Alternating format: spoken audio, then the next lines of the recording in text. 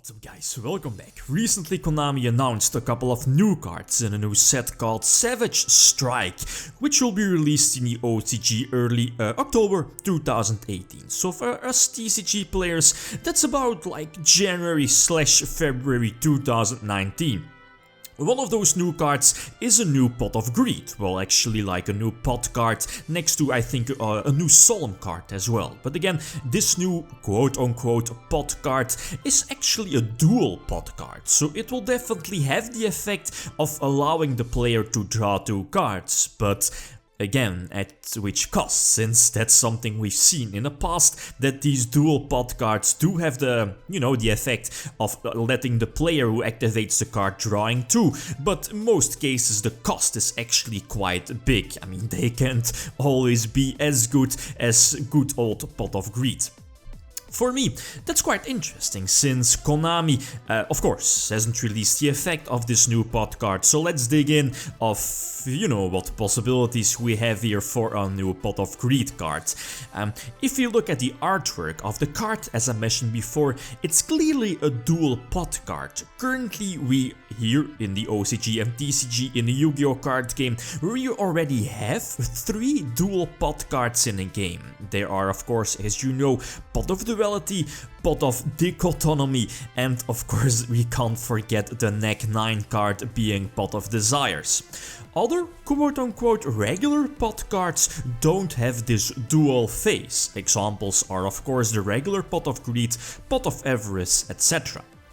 So if we take a closer look, this new pot is actually a combination of 2 pot cards we already have in our game. Both, the regular Pot of Greed and I think Pot of Riches. So then again, we have Pot of Riches on the other hand, and that's something different, since it lets you draw 2 cards from your deck, although there was quite of a hefty cost coming along with it. You had to shuffle 3 Pendulum monsters from either your graveyard or face up from your extra deck back into the deck to get those 2 draws.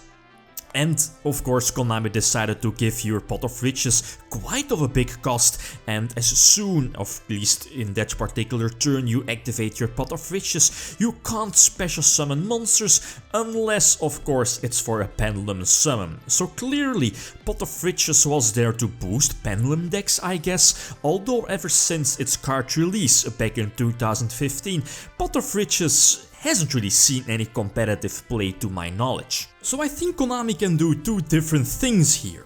The first one I think is give this new pot a very big restriction that it will probably never see play. It might, but the cost would simply be too heavy and just, maybe even a gimmick to be played in decks. Or, and the second possibility I think is that I think definitely will be the case for the most obvious reasons. Make this one, this new pot, a big money card of the set to give this a very solid effect, as in, definitely draw 2 cards, but again at somewhat of a high cost, that it's again up to the player if he wants to pay the cost for those particular draws. Best example here, we have of course one of the more recent pots being Pot of Desires. We had formats where it was a super staple at even 2 or 3 copies in each deck.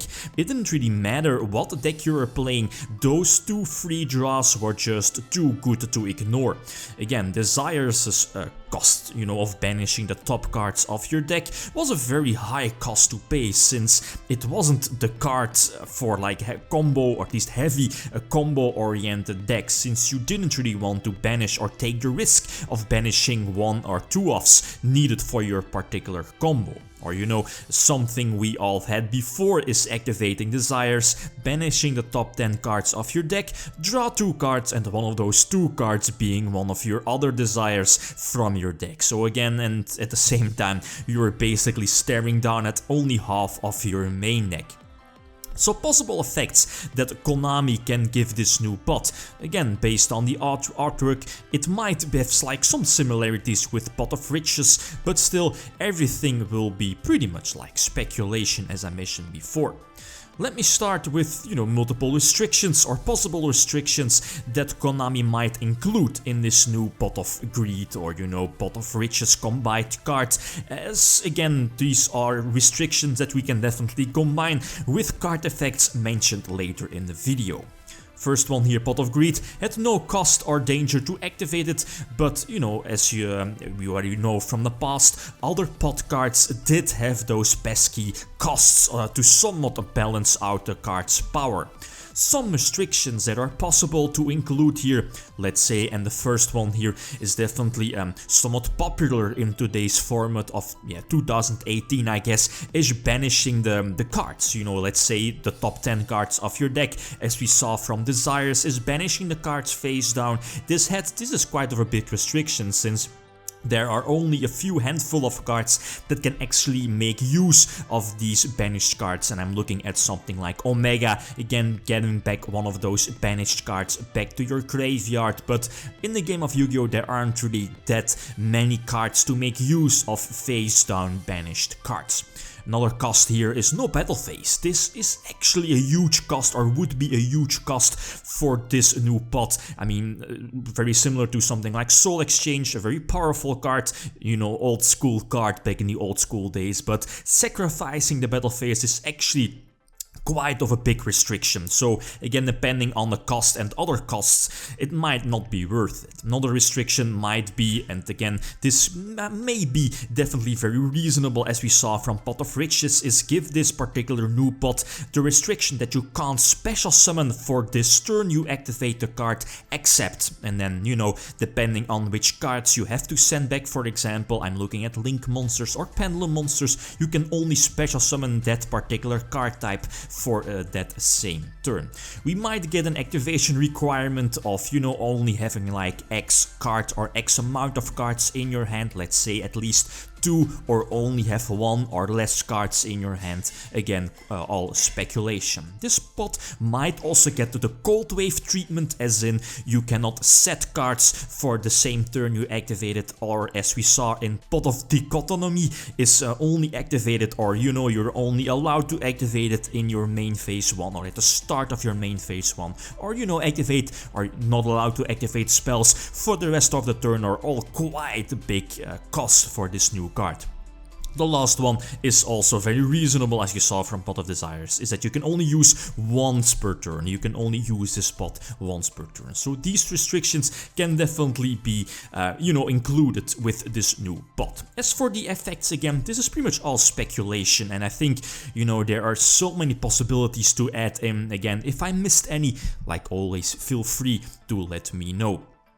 Number 6 here on my list is, I think this may be likely, but I don't think so. Again, the first one is here, pay half of your life points to draw 2 cards. Again, a heavy life point cost, but doesn't really matter, right? As we saw from the past with Solemn Judgment in the early years, Solemn wasn't really that, at least it wasn't really like an important card, unless maybe you were playing like something like Burn to protect you from a heavy storm, but still, like, best example is here, the Teledat format where Solemn Judgment was played was like an instant staple at 3 in the deck, and quickly after it, eventually got banned. So again, the heavy cost might not be that important at, the effect of drawing 2 cards, since what is life points going to do, or half of your life points going to do, if it brings you in a winning position, right? A super generic card might be an instant 3-off staple in every deck. Number 5 is not something likely, I guess, is banishing the top 20 cards of your deck face down, of course, to draw 4. Again, less likely, pretty much a double Desires, maybe pretty much like a huge troll card, but again, less likely. Number 4. This might be true. Again, banishing 3 different card types from your hand, field or graveyard to draw 2 cards. And with card types I mean, let's say, 1 Link monster, 1 Fusion monster and 1 Synchro monster. Again, from your hand, field or grave, right. So yeah, less likely from your hand, but in case of Pendulums, a Pendulum monster, that's definitely possible. So this one is quite likely, as we see in Pot of Riches, focusing on Pendulum monsters, banishing them or replacing them or sending them back from different places like your graveyard, your banished pile, from your extra deck. So again, this one might definitely be possible.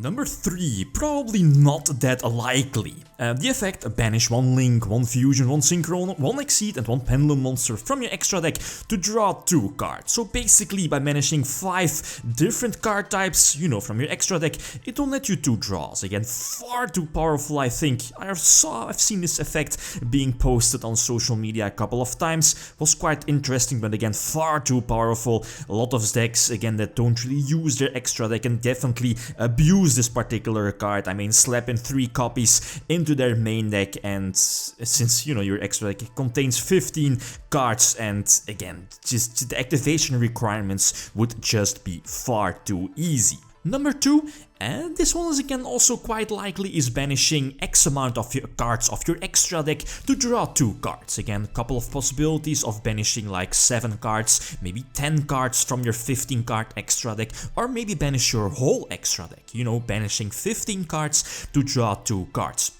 Again, depending on how many you have to banish, this is definitely quite good for decks that don't really use their extra deck. I'm looking at something like True Dracos, which can definitely splash in multiple copies of this card. Again, depending on how many cards you're forced to banish from your extra deck. Let's say 7, you can definitely add in multiple copies of this new pot in your deck, right? But only, at least if you're forced to banish 10 already, you're only left with like 5 cards. So again, it's up to the player if he wants to add in more copies for only being able to activate 1.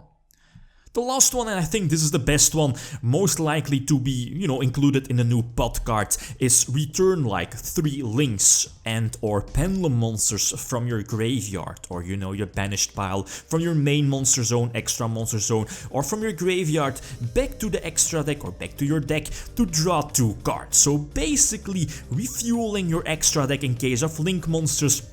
Again, just give this particular effect or this particular card a huge restriction of, again, no special summons except, or again, once per turn, you know, the things that I talked about earlier. So again, somewhat balancing out the card. So this new pot, definitely excited for it. Again, like always, feel free to leave your options. I definitely probably missed a lot of them, right? So again, like always, feel free to let me know. Okay, guys, that's it. Thanks for watching and feel free to leave a comment or like if you enjoyed the video.